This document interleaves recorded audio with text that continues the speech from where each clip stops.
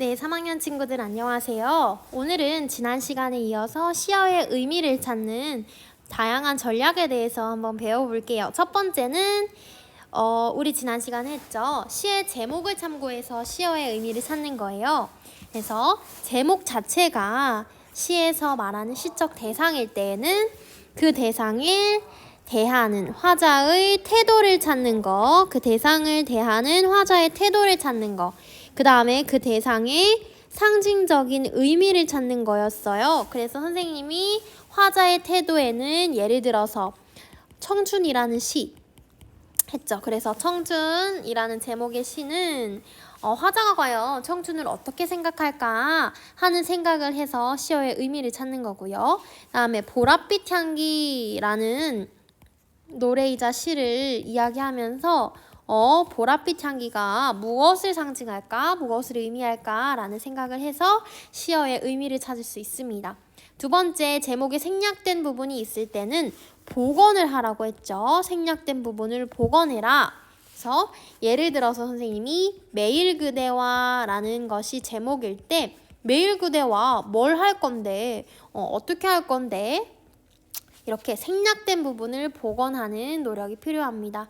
그 다음에 주제가 직접 드러날 때, 예를 들어서 걱정 말아요 그대, 걱정 말아요 그대라는 시가 있다면, 노래가 있다면 이 시의 제목 자체가 주제이기 때문에 그때는 뭐 따로 할 필요 없습니다. 그냥 감사하게 감사합니다, 받아들여요, 땡큐 이러면서 와 친절하시군요 하고 받아들이면 된다고 했어요. 그쵸? 그래서 시의 제목을 참고하는 것이 시의 의미를 파악하는 것에 굉장히 중요합니다. 중요한 부분이에요. 그런데 사실 시의 제목은요, 여러분들 모의고사 문제 보면은 알겠지만 한번 볼까요? 여기 끝에 나와 있어요. 여러분, 끝에 나와 있어요. 그렇기 때문에 여러분들은 반드시 시의 제목을 먼저 읽고 난 다음에 시를 파악하면 좋을 것 같아요. 시의 제목이 중요하니까.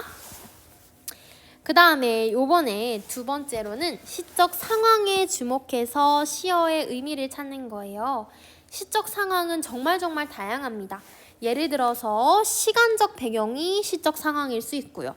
공간적 배경이 시적 상황일 수도 있고요. 작품 내에 특수한 상황이 있을 수도 있죠. 그래서 시간과 연관된 시어를 보면서 시적 상황에 주목해서 그 의미를 찾을 수가 있어요. 예를 들어서 시간과 연관된 시어에는 뭐가 있냐면 아침, 밤, 새벽, 해질녘, 새벽 기억입니다. 해질녘, 계절적 배경 등등등. 그래서 시어의 의미를 찾을 때에는 시간과 연관된 시어가 있을 수 있어. 그래서 우리 지난 시간에 배웠던 편지 있죠. 시 있죠. 예를 들어 새벽 편지라는 곽재구 시인의 시를 분석할 때에는 이 새벽이라는 시간과 연관된 시어에는 어떤 시적 상황이 있나 요거를 주목을 해서 의미를 찾을 수가 있었습니다. 공간 연관 시어에는 뭐가 있냐면 폐쇄적이고 개방적인 공간 파악하세요. 이게 폐쇄적인 공간인지 개방적인 공간인지, 그리고 이 시어가 세속을 의미하는지 자연을 의미하는지 다 반대되는 의미예요. 자연과 반대되는 것이 세속입니다. 그 다음에 도시를 의미하는지 농촌을 의미하는지를 파악해서 시어의 의미를 찾아내야 합니다. 그 다음에 작품 내 특수한 상황, 여러 가지가 있죠. 시간적 배경, 공간적 배경이 아니라 특정 대상에서 어떤 느낌을 받는 그런 상황이 있을 수 있죠. 그런 상황에 주목을 해서 시어의 의미를 찾는 게 중요해요. 그런데 이거는 여러분, 여러분들의 어떤 고정관념으로 파악하면 안 됩니다. 이거는 정확한 시적 상황을 분석하고 이를 바탕으로 시어 의미를 찾아야 돼. 예를 들어서 눈물이라는 시어의 의미를 한번 찾아본다고 해요. 그런데 이 눈물이라는 시어가 그냥 봤을 때는 부정적인 상황이잖아요. 그래서 이거는 그냥 부정적인 의미구나 라고 파악하면 될까요? 안 됩니다. 반드시 구체적인 시적 상황을 먼저 분석한 다음에 그 다음에 시어의 의미를 파악해야 돼요. 그게 정말 중요합니다. 한번 생각을 해보면 뭐가 있을까요? 생각을 해보면.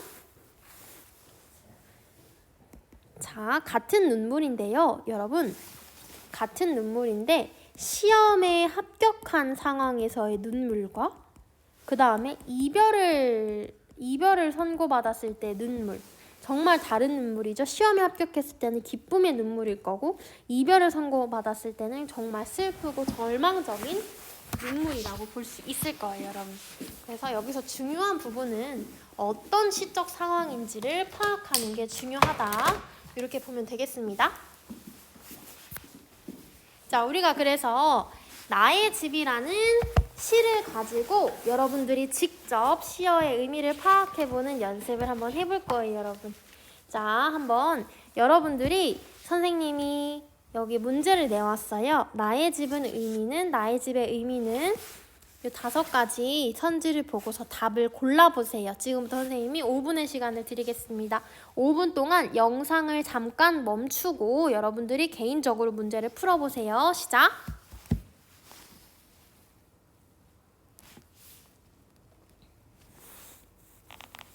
자, 여러분들 문제 잘 왔나요? 자, 한번 볼게요. 나의 집 김소월. 들가에 떨어져 나가 앉은 내기슭에 넓은 바다의 물가 뒤에 나는 지으리 나의 집을. 다시금 큰 길을 앞에다 두고 길로 지나가는 그 사람들은 제각기 떨어져서 혼자 가는 길. 하이암 여울턱에 날은 저물 때 나는 문간에 서서 기다리리. 새벽새가 울며 지새는 그늘로 세상은 희게 또는 고요하게 번쩍이며 오는 아침부터 지나가는 길손을 눈여겨보며 그대인가고. 와, 정말 좀 슬픈 시였어요. 자, 상황전서 태도를 한번 분석해 볼게요. 여기 볼게요. 하이한 여울턱에 날은 저물 때. 자, 이 사람은요, 하이한 여울턱에 날은 저물 때. 저무는 날, 저무는 상황, 그쵸? 시간적인 배경이 나오죠. 그때 자기는 문간에 서서 기다리고 싶대요. 여기 태도가 있어요. 나는 문간에 서서 기다리리. 지금 기다림의 태도예요. 그쵸? 태도 네모로 표시한다고 했죠? 기다림의 태도. 누구를 기다릴까요? 그렇죠. 내가 사랑하는 그대를 기다리는 태도예요. 그 다음 여기 나는 지으리 나의 집을. 이거는 의지적인 태도예요. 나는 뭐뭐 할 거다 라는 의지를 보여주죠. 그쵸? 나의 집을 지을 거다 라는 의지적인 태도를 보여줍니다. 그 나의 집이 뭐길래 나의 집을 짓는다고 할까요? 여기 문제에서 좀 이따 살펴봅시다. 그 다음에 정서가 하나 나오는데 좀 어렵습니다. 정서가 나온 부분을 찾아보세요, 여러분. 어딜까요? 정답은 여기였어요. 선생님, 이거는 내가 슬픈 게 아니라 새벽새가 우는 거잖아요. 그쵸? 그런데 이거는요, 여러분, 정서가 내 지금 화자의 감정이 슬픈 것을 새벽새에게 감정을 투영을 해서 새벽새가 우는 게 나의 감정이다 라고 표현을 하는 거예요. 그래서 여러분 이거를 감정이입이라고 고등학교 가면 배우기도 하는데 일단은 그냥 이 정도로만 알아두세요. 새벽새가 우는 것처럼 지금 나의 감정도 슬프다. 왜 슬프냐면 내가 원하는 그대가 나에게로 오지 않기 때문에 슬픈 거예요. 그쵸? 여기 한번 볼게요. 지나가는 길손을 눈여겨보며 그대인가고.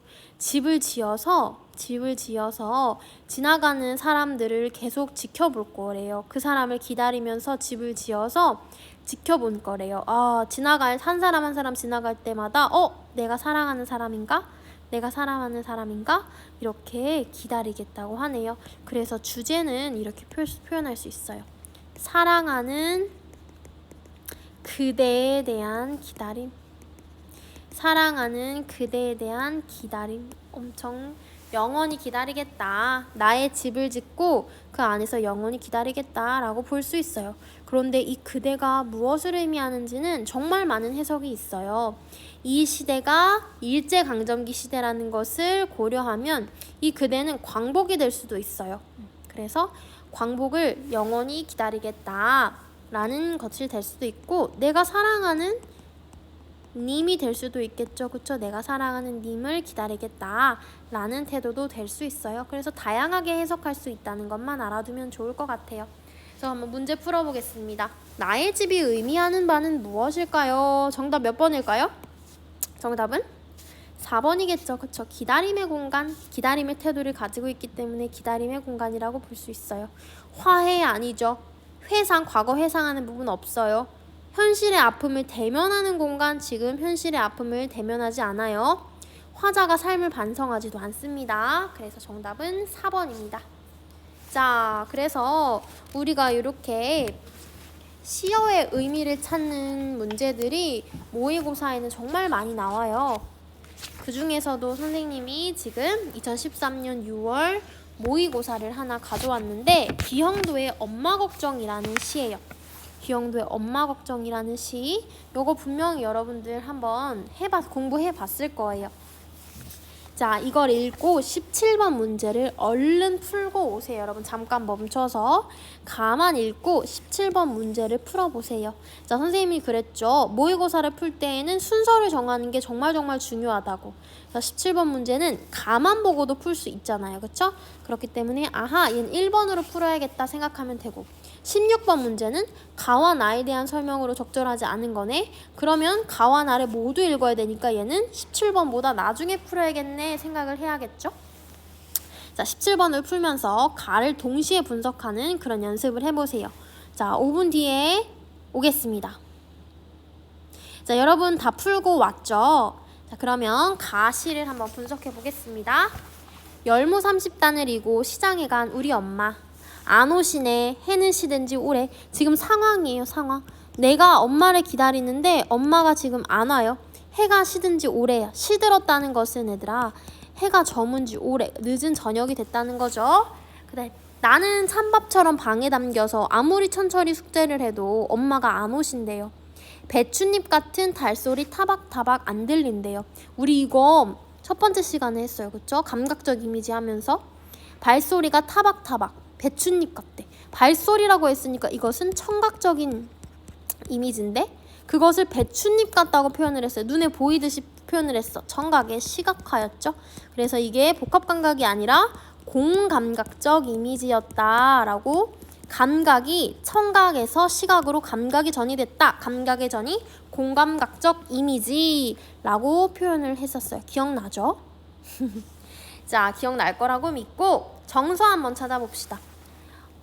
엄마의 발소리가 안 들린대요. 어둡고 무서워. 금간 창틈으로 고요히 빗소리. 빈 방에 혼자 엎드려 훌쩍거리는. 자, 여기 과거에 나 어렸을 때 과거에 내가 느꼈던 정서는 어둡고 무섭대요. 또 훌쩍거린대요. 여기서 알 수 있는 정서는 뭘까요?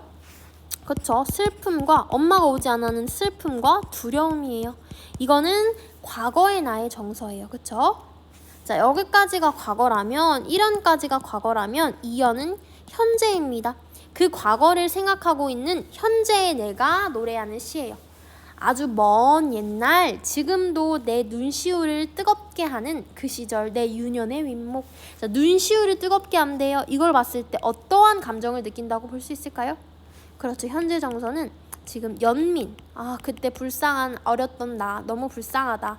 안타깝다. 아, 그때 어머니가 일을 하시느라 나를 돌보지 못했구나. 너무너무 어머님도 안타깝고 나도 안타깝다라고 생각하는 연민과 안타까움의 정서를 느낄 수 있겠죠.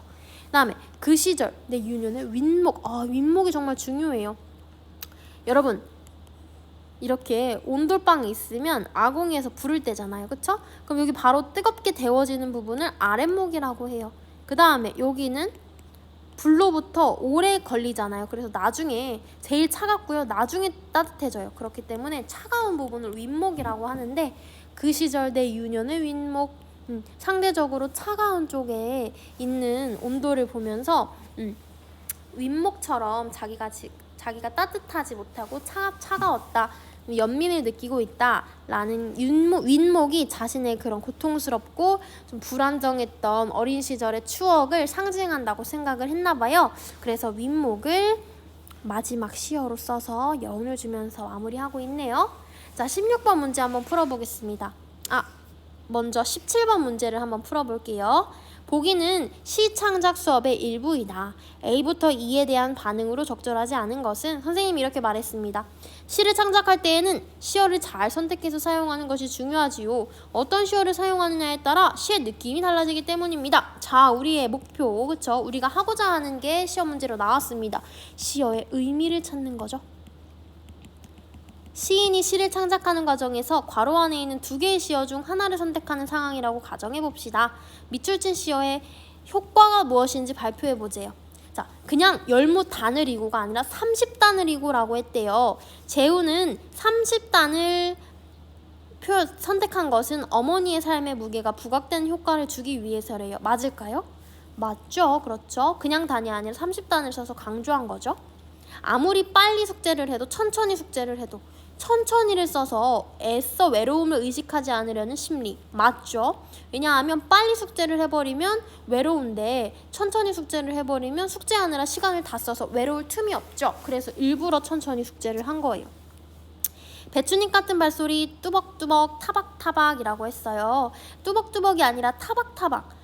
배추잎 치는 것처럼 그런 소리를 내는 것은 힘겨운 삶에 지쳐있는 어머님의 고단한 모습. 그렇죠. 몸이 지쳐서 다리가 다 풀려서 타박타박 걸어오는 모습이 어머님의 고단한 모습을 드러내는 거죠. 4번. 고요히는 빗소리에 위안을 받으면서 화자의 무서움이 완화되고 있는 상황이래요. 자, 고요히 보세요. 금관창문으로 고요히 빗소리. 여러분, 지금 이 친구가 고요히, 빗소리가 고요해서 지금 위안을 삼고서 무서움이 없어졌나요? 아니죠. 오히려 금관창틈으로 빗소리가 아주 고요히 난다면 더 무서울 거예요. 무서움이 완화된다는 증거는 그 어디에도 없습니다. 마지막, 윗목은 유년기에 느꼈던 화자의 서러움을 잘 담아내고 있는 것 같아요. 선생님이 그랬죠? 아랫목은 따뜻한 부분이지만 윗목은 차가워요. 그래서 화자의 서러움을 강조하고 있습니다. 정답은 4번이라고 볼 수가 있겠네요. 적절하지 않은 것. 자, 그 다음에 16번 보면 가와 나에 대한 설명으로 적절하지 않은 것. 가와 나는 과거 사건의 내용이 나타나 있다. 여러분 이거 한번 읽어보세요. 백석의 여승. 읽어보면 이게 무슨 내용이냐면 여자 승려에 대한 내용이에요. 여자 승려에 대한 관찰을 하고서 그거에 대해서 자신이 느낀 점을 쓴 건데 16번 한번 보면 가와 나는 과거 사건의 내용이 나타나고 있다. 가와 나는 연민의 정을 느끼고 있는 화자의 심리를 담고 있다. 가는 시적 화자의 삶을, 나는 시적 대상의 삶을 담고 있다. 가는 나와 달리 명사로 종결하여 여운을 느끼게 하고 있다. 나는 가와 달리 영탄적 어조로 경건한 분위기를 조성하고 있다 라고 했어요. 여러분, 자 1번부터 5번을 풀려면 백석의 여승이라는 시를 여러분들이 분석을 해야 돼요. 자, 정답을 한번 생각해 보세요. 정답을 생각해 봐서 답을 먼저 체크하고 옵니다. 16번 풀 시간 선생님이 3분 정도 잠깐 주겠습니다.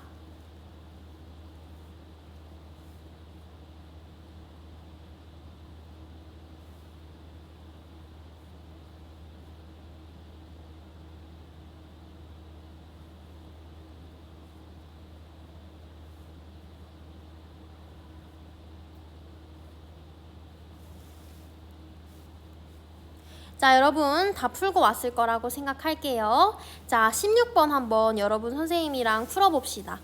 가와 나는 과거 사건의 내용을 나타내고 있다. 자, 볼게요. 여기 백석의 여승은요, 화자가 여인과 재회한 시점에서 현재고, 봐보세요. 1연에는요 여승이 화자가 여승을 지켜보는 화자가요 여인과 재혼한 시점에서의 현재예요. 그쵸? 근데 여기 평안도의 어느 산 금전판 나는 파리한 여인에게서 옥수수를 샀다. 여인은 나 어린 딸아이를 따라며 가을밤같이 차게 울었다. 섣벌같이 나아간 지 아비 기다려 10년이 갔다. 이거는요 여러분 과거예요. 이 사람이 여자 승려가 되기 전에 이 과거가 있었기 때문에 현재 이 사람이 여승이 된 거예요. 그렇기 때문에 과거가 담겨 있는 것입니다. 자, 우리 가 보면은 1연이 전체가 과거였죠. 그렇기 때문에 가와 나 둘 다 과거가 나타나 있어요. 그 다음에 가와 나는 연민의 정을 느끼고 있는 화자의 심리 맞습니다. 가는 자기 자신에 대한 연민이고요. 나는 승려가 될 수밖에 없었던 안타까운 사연을 가지고 있는 여자 승려에 대한 연민이 나타나요. 그 다음에 가는 시적 화자의 삶. 시적화자라고 하는 것은 말하고자 하는 시에서 말하는 사람 자신의 삶을 나타내고 있고요. 시적 대상, 이 사람은 화자가 아니라 자기가 지켜보고 있는 여자 승려의 삶을 여기 과거 부분에 쓰였죠. 그렇기 때문에 3번은 정답. 3번 맞고요. 4번 가는 나와 달리 명사로 종결을 했대요. 나는 있었다라는 명사가 아니죠. 서술어로 종결을 했다면 가는 내 유년을 윗목 이렇게 상징적인 시어가 남긴 명사로 종결을 해서 여운을 느끼게 하고 있죠. 나는 가와 달리 영탄적 시조? 어조? 영탄적인 어조는 없습니다. 영탄적인 어조도 없고요. 경건한 분위기도 없어요. 그냥 연민을 담고 있고 안타까운 마음을 담고 있다. 이렇게까지만 보면 될 것 같아요. 그래서 정답은 5번이라고 볼 수가 있네요, 여러분. 자, 이렇게 해서 우리 오늘 배운 내용을 다시 한번 조금 정리를 해보자면 시어의 의미를 찾는 것, 제목과 상황에 따라서 의미를 찾는 게 중요하고 진짜 모의고사에서도 이렇게 여러 가지 시어의 의미를 파악하는 게 많이 기출이 되었다. 그래서 여러분들 오늘 배운 내용도 열심히 복습해 주세요.